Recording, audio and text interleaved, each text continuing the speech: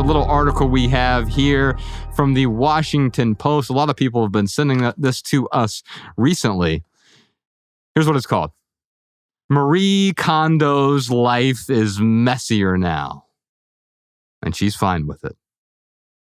In the chill of January, we often examine how we are living, and right now, many of us are revisiting the tidying principles of Japanese lifestyle queen, Marie Kondo.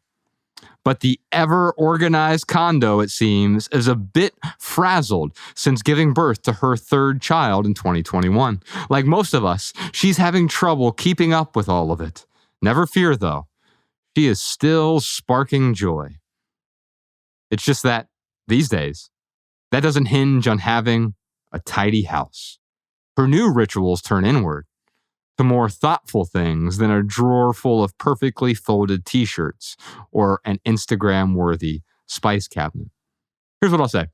We'll put a link to the article in the show notes so you can read the whole thing if you'd like. This is why tidying up doesn't work.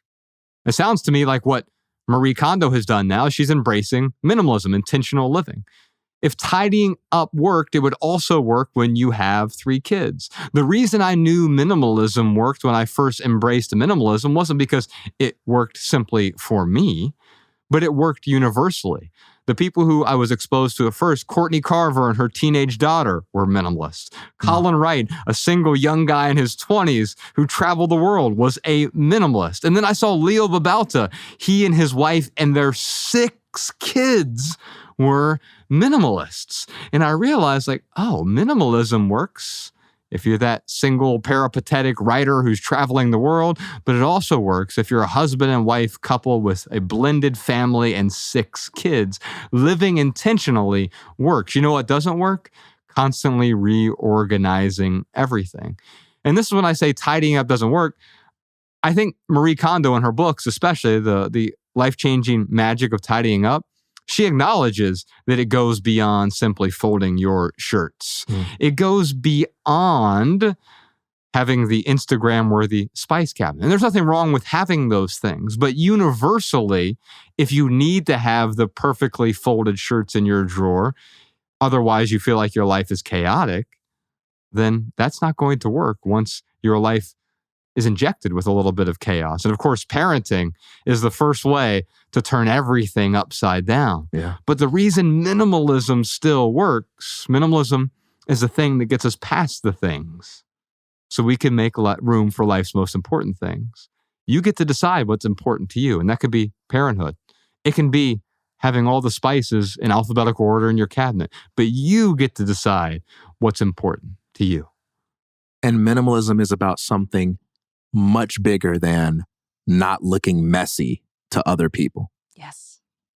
Yes, because I cannot look messy to other people and still have a hoard of stuff. I can just have it really well organized.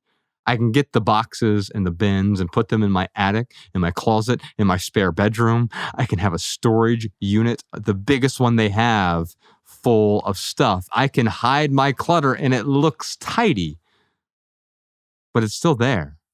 And not only is it there physically, that's not really the problem. The real problem is it's there in my heart, in my mind, in my psyche. It's weighing me down. It's getting in the way.